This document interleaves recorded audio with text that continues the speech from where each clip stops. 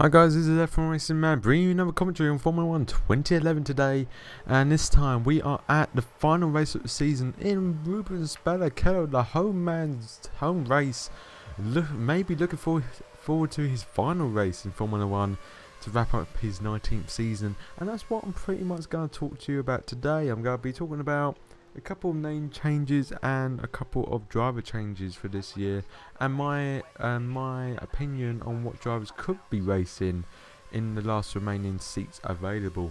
So let's start with the team name changes. You have with Lotus and Renault having a dispute over this year about who can have the rights to the name. You've got Lotus now, or you've got Renault now changing their name to Lotus Renault. That will be carrying on for next year. You've got Lotus changing their name to Caterham F1, and then you've got Virgin changing to Muzua. I'm just going to call them Virgin Racing because that's what it's in my mind as, and I have no idea how to pronounce the new name. HRT is going to become a Spanish national team, so most of their base is going to be moved to Valencia, but they have not got an engine supply, which they can't really run on hopes and dreams really. As I completely spin out and lose so many places. Oh, I restarted it. Sorry about that, guys. Forgot about the editing part for that. But anyway, so you got HRT having no engine, so I hope they do have an engine. It does look like it's going to be Cosworth again for the third season, but you know, things change in Formula 1 very rapidly and very quickly, so you know it's going to be very interesting. So let's get to the drivers then. Let's start off with the top teams and then work our way down to all the way down to the bottom. So in Red Bull Racing, Renault, you have got the double world champion Sebastian Vettel still with the team, and I think he has extended his contract to I think 2014. Oh my god, 3 wide with the 2 Renaults. Oh yeah, overtaken both. Yeah, oh that was close. So yeah, double champion is in with Vettel. You have also got Mark Webber staying with the team for another season. Do really hope he does better luck this next year than this year. I wish he does get a couple more wins than the one here at Brazil. Mclaren-Mercedes, you got Jenson Button as the #1 driver as he beat Lewis Hamilton in the Drivers' Championship. Button runner-up again, which is really good. He's actually shown his speed in McLaren and showing where he is to Lewis Hamilton. I do like both drivers. I just much prefer Jenson Button. That is my opinion. So Ferrari, you've got Fernando Alonso, who I think I'm battling with there. Yes, I was. And Felipe Massa. But if Massa doesn't perform next year, he may be replaced, and I can see that happening. He from 1970, I think, there was a tweet on F1 Fanatic. From 1970, he was the first driver not to get on a podium in a Ferrari. That shows how much Ferrari has been on a podium each season for both drivers. At Mercedes, you've got Michael Schumacher and Nico Rosberg still in the team. Their team looking like it's going to move up, and hopefully they're claiming they're going to get wins next season. That'd be really interesting to see what will happen there. Now this is where it gets interesting. The midfield pack. You've got Lotus Renault, as they're called now, or ex-team Renault. They've signed a 2-year contract deal with Kimi Räikkönen now. That was all on plate for Raikkonen to go with Williams, and I come to them in a second, but Raikkonen back in the Formula 1 car, ooh, that's going to be a bit interesting. It's going to be interesting to see what his driving style is like. I just do hope Renault car performs much better than it did before. With the second driver, well, apparently there's been news that Petrov having until the 10th of December to renegotiate his new terms. But with his things that he said, I think one race he was really disappointed and didn't like the team. I can see Senna becoming the driver too, because he brings money in from Brazil, of course. So I can see that happening from Lotus Renault. Force India. Now this is where it's interesting, because Cecil doesn't want to be at that team. He wants either a clear decision that the team's got to carry on with him, or he wants or just to sack him. So my personal opinion, who should be good at Force India would be Barrichello as driver 1 and De Ressa as driver 2.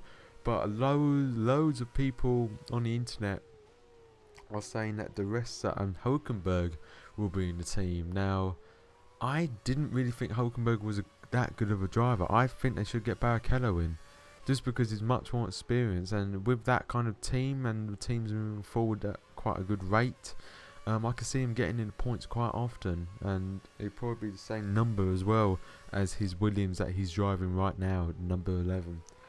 So that is what, the top 6 teams? Yes, top 6 teams.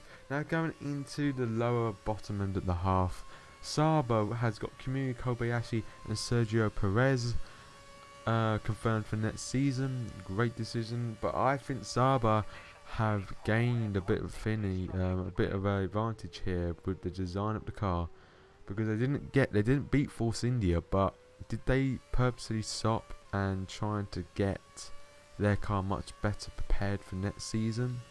Who knows? We'll find out in the tests coming up soon at the beginning of the year in February. Toro Rosso. Now this is a team that I have no clue about, because it is such a tough decision for Red Bull, because they own Toro Rosso pretty much, but it's a separate team, blah blah blah. But it's very hard for them because they've got about 5 young drivers in their plate and there's only 2 race seats. So personally, for me, I can probably see one of the 2 drivers that race, so either Agrastari or Bremi, racing for Toro Rosso, so they've got an experienced person. And then I think Ricciardo, because that he racing HRT, didn't really get a good chance of signing a HRT really, but if he gets a job for Toro Rosso, then if he does well as keeps outperforming one of the 2 teammates, then I could probably see him going to Red Bull for the following year to match up with Vettel, and that would be really interesting fight. Williams.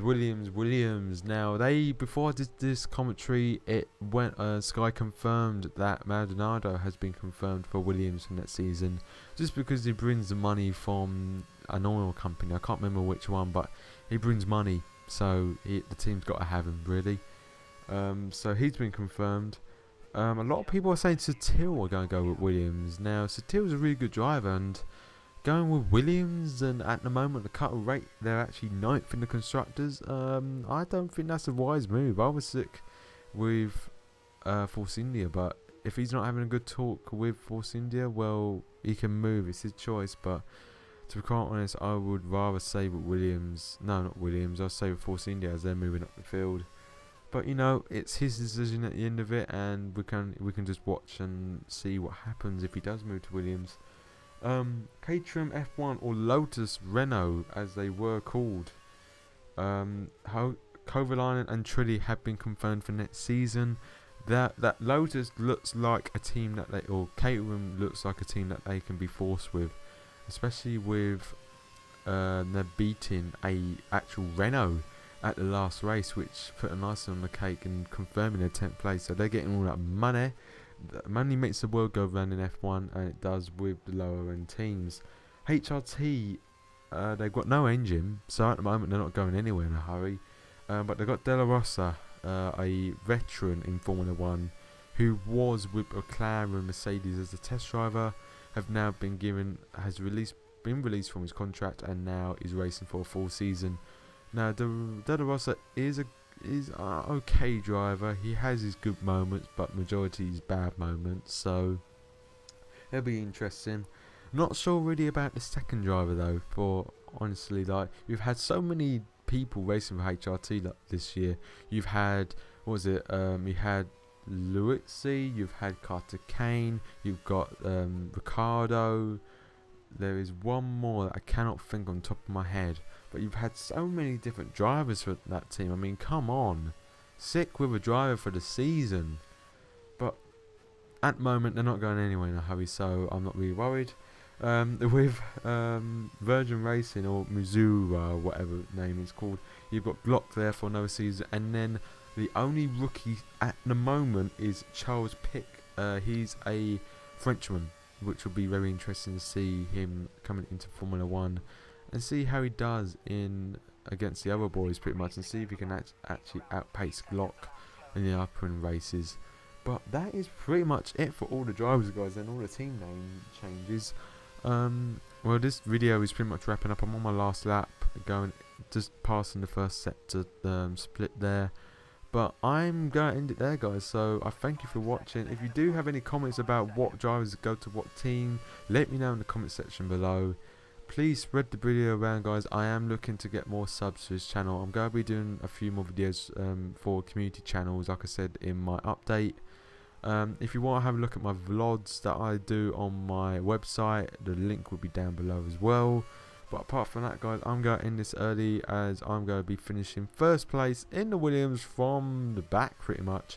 So I will all see you later, guys. So this has been F1 Racing Mad, talking about the driver changes and the team name changes. I'll all see you later, guys, and I hope you have a nice day. Take care now.